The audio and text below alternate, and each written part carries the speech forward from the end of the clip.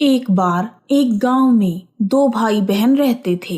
बहन बृहस्पतिवार के व्रत करती थी। बृहस्पति महाराज आते, 4 लड्डू और एक चांदी का कटोरा देकर चले जाते। बहन लड्डू खा लेती और कटोरा कोठरी में रख देती। एक दिन उसकी भाभी ने कोठरी खोली तो देखा वहां पर कटोरों की जगमग हो रही है। फिर उसने पड़ोसन से कहा, पता नहीं मेरी ननद इतने कटोरे कहाँ से लाई। तब पड़ोसन ने कहा, अपने आदमी से कहना। इस पर भाभी बोली, मेरा आदमी मेरी बात नहीं सुनेगा। फिर पड़ोसन ने कहा, दाल का चमचा भात में और भात का चमचा दाल में दे देना। उसने पड़ोसन की बात मान ली और वैसा ही किया। उसकी इस हरकत पर उसका पति बोला, पागल हो रही हो क्या? यह क्या कर रही हो? तब भाभी बोली, पागल मैं नहीं हो रही, पागल तो तुम्हारी बहन हो गई है।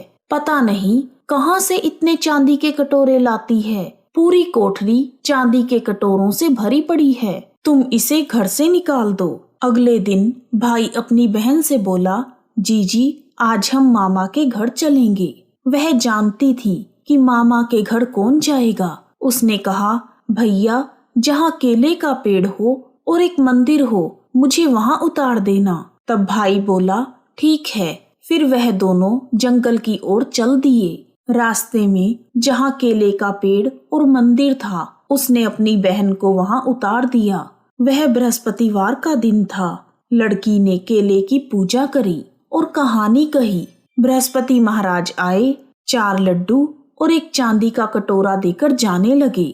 उसका भाई पेड़ के पीछे छिपकर यह सब देख रहा था। उसने बृहस्पति महाराज के पैर पकड़ लिए। तब बृहस्पति महाराज बोले, पापी मेरे पैर छोड़, तू कंवारी कन्या को कलंक लगाता है। यह तो सत के व्रत करती है, मैं ही इसे देकर जाता हूँ। तुम भूल कर भी इसका पीछा मत करना। फिर वह अपनी बहन को लेकर घर आ गया। उसकी भाभी दरवाजे पर खड़ी थी। वह बोली, तुम तो इसे वापस लेकर आ गए। अपनी पत्नी की बात सुनकर भाई बोला, तुम मेरी बहन से कुछ मत कहना, वह बृहस्पति महाराज के व्रत करती है। ये चांदी के कटोरे उसे बृहस्पति महाराज देते हैं। तब भाभी बोली, मैं भी देखूंगी इसके बृहस्पति महाराज। फिर वह पूरे गांव में बोल आई कि अपने बच्चों को लेकर आना, मेरी ननद बृहस्पति महाराज के व्रत करती है। सभी को 4-4 लड्डू और चांदी का कटोरा मिलेगा।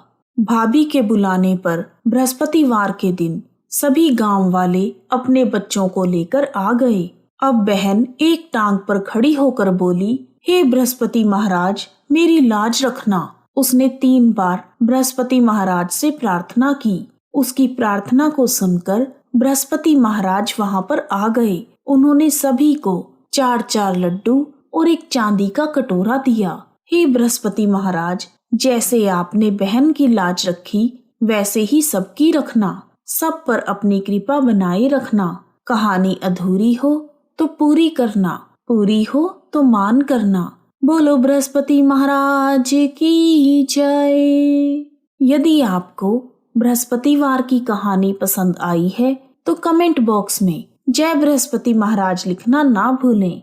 आप सभी का हार्दिक धन्यवाद। जय बृहस्पति महाराज।